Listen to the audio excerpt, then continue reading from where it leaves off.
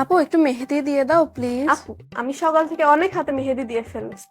আমার হাত অনেক ব্যথা করছে। আপু বেশি না, শুধু একটা হাতে দিয়ে দেন, না করেন না প্লিজ। আচ্ছা ঠিক আছে, আসেন।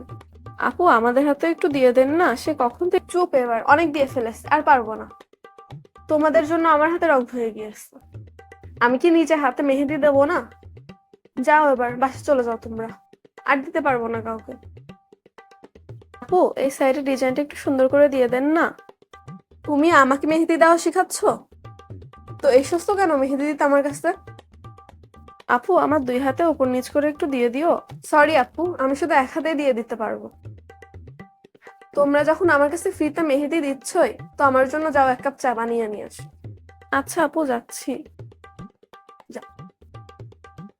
আপু এই তিনটা মেহেদির ভেতরে কোনটা দিলে বেশি কালার আসবে? তিনটা মেহেদির কালার তিন রকম, তো আমি কিভাবে জানবো কোনটার কালার কেমন?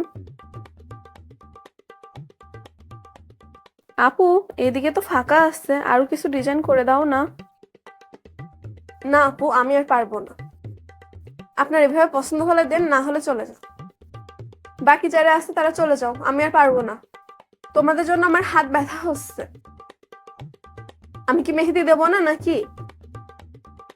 যাও, চলে যাও, আর পারবো না। পছন্দ হচ্ছে আমার মেহেদি দেওয়া? জি আপু। অবশ্য পছন্দ না হলেও আমার কিছু করার নেই। আমি যেভাবে দিয়ে দিচ্ছি তোমাদের সেভাবে দিতে হবে, বুঝেছো? জি আপু ঠিক আছে। আমার হাত পুরো ব্যথা হয়ে গিয়েছে। ইস, এবার থেকে আর ঈদের আগের দিন বাসায় থাকবো না।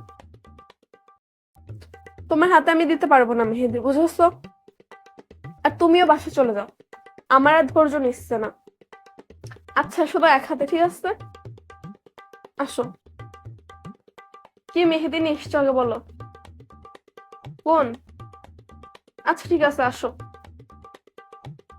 আমারও তো কালকে ঈদ নাকি? আমি একটু মেহেদি দেবো না হাতে? তোমাদের দিতে দিতেই তো সময় চলে যাচ্ছে।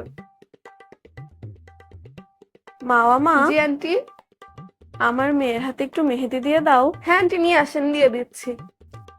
দেওয়ার জন্যই তো বসে আসছি নাকি।